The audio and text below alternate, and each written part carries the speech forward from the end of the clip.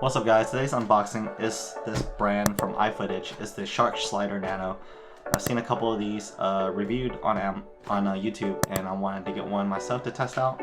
And so I went and got it. It's currently retailing for $800 on Amazon. So I've owned previous sliders before and they're not as great. But always the manual sliders are works great because they're manual. So this one's one of those electronic sliders, and people raved about it. So let's take a look at it and unbox it and show you guys what's inside. Alright, right from the unboxing, it's a little different because it's in this styrofoam hard case, kind of soft case, and it comes with this little bag, so there's nothing else in there. So put the box out of the way, and in terms of this right here, alright. So, you get the cables. All the cables that connect to different cameras, Sony, Panasonic, Nikon, Canon, etc. And to control the camera and probably use that for slider. But you actually don't need the cables unless you're doing time lapse and stuff to film everything that way. It comes with this little phone mount. I'm gonna open it up, check it out of this one because I've seen that it was kind of limited on supply, or it doesn't really come with it unless you order the bundle pack. So this is a phone mount that has springs attached to it, and I believe you can connect it to the slider and utilize it via vertical mounted or horizontal mounted. So this is portrait mode, or it flips all the way around. So this rotates 360 degrees, and it looks like you can take this off, the little rubber bottom part of it off, and there is a 1/4" thread on there, and there's a little locking mechanism. I guess like this is to stabilize it when it's on the camera. Like, if it's too heavy, the camera on the front, and you can pull it down. So that's kind of cool. And there's a locking mechanism so it doesn't spin around freely right here once you secure it onto your thread. And so I'll just put this away. Alright. Slide back on there, and let's open it up. So the gray pouch. It's not a pouch anymore. It's not like a bag that came with it that I've seen in the other reviews. This time it's like a, one of those like clamshell cases. And opening it up, you get the instruction manual with stickers and I guess how to figure it out. But I think I can figure it out on my own. I have a battery.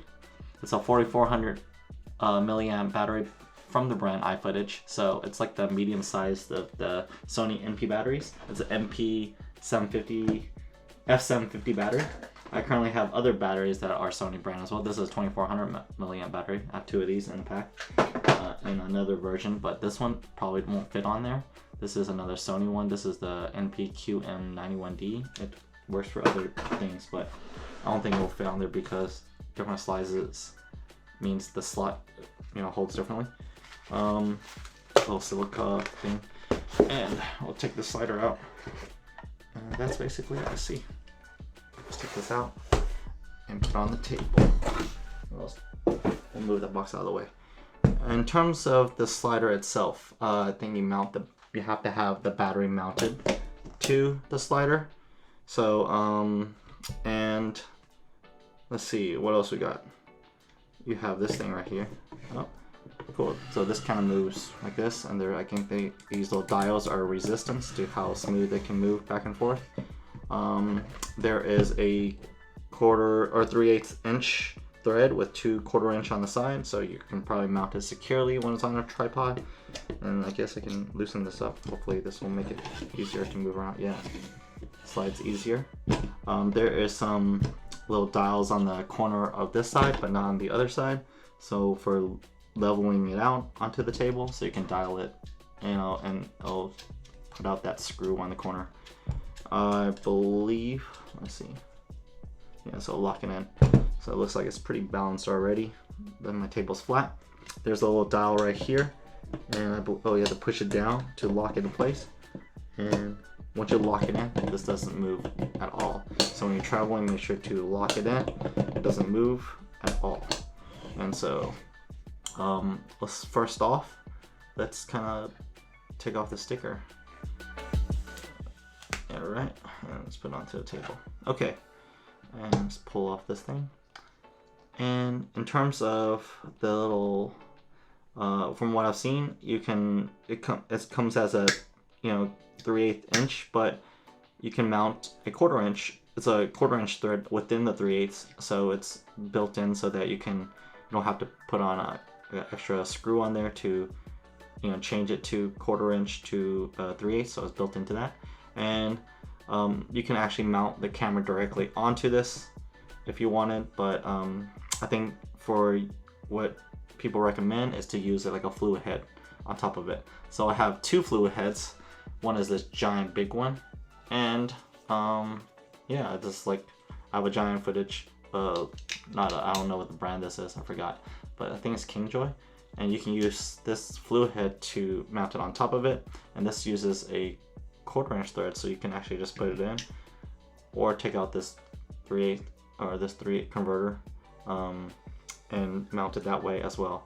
So, but I also have this small rig mini fluid head that I really like, that I use all the time with all my monopods. So this is a better, like, it's so much lighter to carry this around than to carry this huge thing. Look at the size difference. It's like 3-4 times the size of it. So I'll put that to the side. And I really just like using it just because it's so big and clunky. And this one uses Arca Swiss plate, so that one uses like a Manfrotto plate. And so Arca Swiss is amazing, so you can just constantly take off. If you already have a plate on there, you can swap it out and use it that way. And this one uses I didn't have a converter thread, so I can mount it straight directly on here. But before I do, I want to take off these this part right here. I want to take off this handle to utilize it. So I'm gonna loosen it up. All right.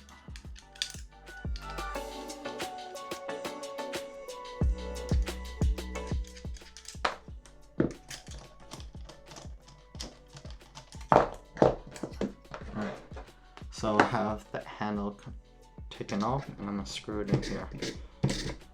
So you have one side, you have a resistance thread, so to how hard it slides or how smooth it is, and the other side is to so now I have it on there. There's a lock mechanism on this side right here that you can push in so it doesn't freely spin. So if I push it in, you can turn it to it's completely tight and it's locked. Now it doesn't spin around. So I'm gonna spin it one more time so that it's kind of facing that way towards me. So now it doesn't move. Now you have it locked in, and there you go. And the first step is to turn it on, and let's see what happens when we turn it on. Oh, I gotta hold on to hold it. Okay, a few seconds. Okay, so you hold it down for a few seconds, the power button. There's 2 buttons on there. There's a power/play button and a function button on the other side. And once it's booting up, I believe it needs to calibrate. So we'll let it figure out what it needs to do. Calibration completed. Okay, it's quick. So I think it just needs to put the camera on there. So I guess I'm gonna place this on there. Let's see.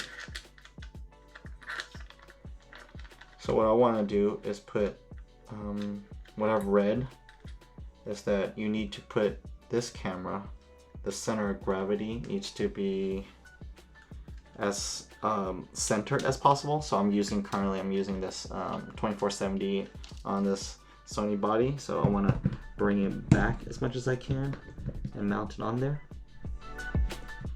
And it tells me in the instructions that it should be kind of straightforward pointed, and that has to be, the right angle needs to be, I guess the center of balance needs to be right in the middle. So it's easier to do it with like a bigger fluid head, so you can kind of push this plate back so that the weight is towards the back, but it needs to calibrate as soon as you put the camera on there. So you want the camera and at the 90-degree angle right here at the center. So that's what it says, just follow the picture that's on that screen. So it'll do like a calibration, and let's quick start. All right, so it doesn't move, so let me see if I need to go to settings and system calibration. Okay, I'm gonna let it do its thing. I'll let it calibrate. So you can see that it moves around. I think I need to also get my phone. You can actually connect this slider to a phone and also control it via the phone.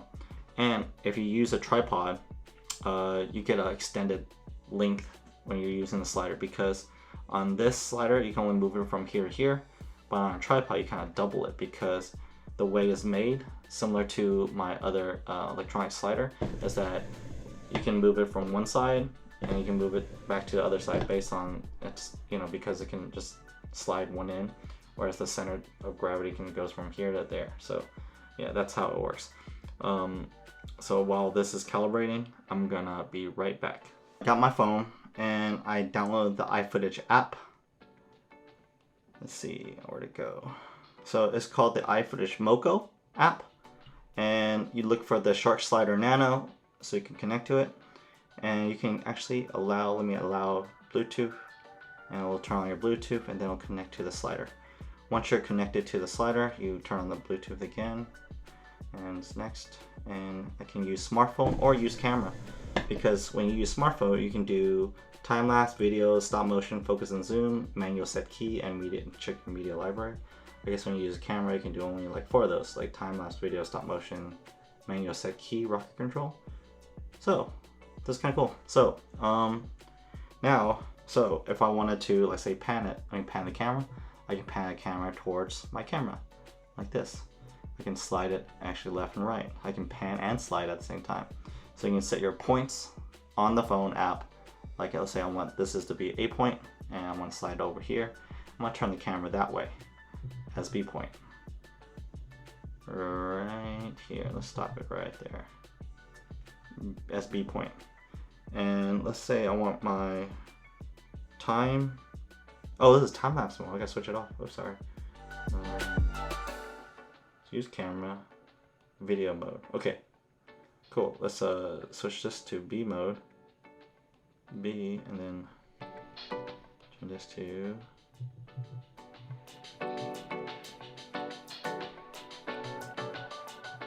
let's face the camera there. Kind of A. Right there. That's A. I think that's A.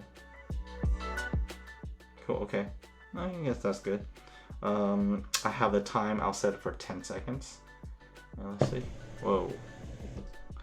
Oh, let's see what it does. Ready? What's going on? Is it because... Oh, that's at 3 points? Oops. My bad. Let's fix this up. Anyways, we'll cut that part. I haven't figured that out yet. Okay. Besides, I'll check out in a second. To actually utilize this slider, the first thing you gotta do is press these 2 buttons. They go into quick mode. So quick mode is a way to set your camera. Like let's say I want to set this as point B, and then I want to set over here as point A. So I have it set for, I'll set it back down to 10 seconds. Okay, and of course this thing is touchscreen. Confirm it. See. Maybe, is it because the center of gravity is not there? Not quite sure. Start. Oh, it's doing it. Got it working. All right, let's get to now. I have it set from here and I point to there. And the sound it makes is very minimal compared to the last one. I'm gonna have it looping. Go back to it again.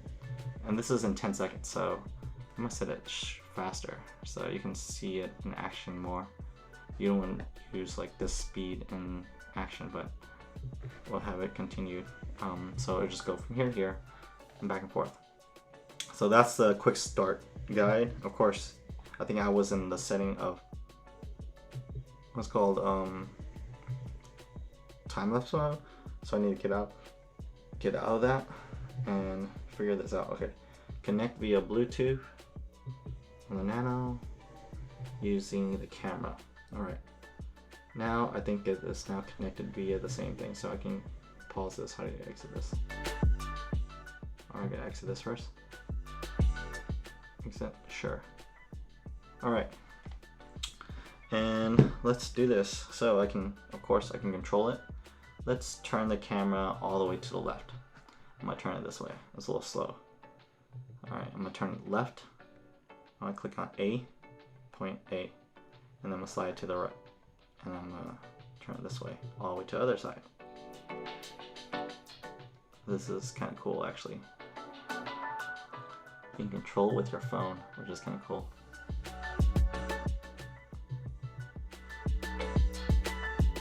And boom. Alright, I'm gonna click on point B. So, and I'm gonna click on ready. Look at this. In 5 seconds, it can do all that. And I'm click on, let's start it. And I'm gonna click on a loop. So in 5 seconds, it went from point A to point B via your phone. So you can control it via this pattern. You can set several different points from different A's and B's as well if you wanted to. But here's the same what I just did with the phone using the camera. Using the phone and controlling the camera. And that's basically it to the slider. So biggest pointers is to press the button, press these two buttons at the same time will get you into the A and B points where you can set it via the OLED screen. Click on it, point A, click on point B, to point how long you want to set when you do the slide, and you get that slide motion.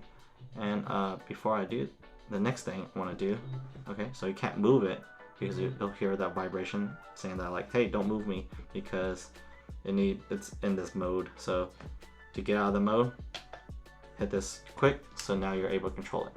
So I want to set this. I'm going to show you a little footage of it. I'm going to take off this little screen. I'm going to zoom in a little bit. Right there. Lock it in place. Point this as point right there. I'm going to insert this B and put this as point A. Alright, I'm going to do a quick record and confirm, and boom, you'll see this footage as it goes through a loop in 5 seconds. So take a look at this footage, let me know how smooth it is as it's going through this loop. I'm going to play it twice on the screen and you can tell me how it looks. And this is coming from the A9 on 24-70 GM. And that's it to this video. If you have any questions, please leave a comment down below. I'll see you guys in the next video. Peace.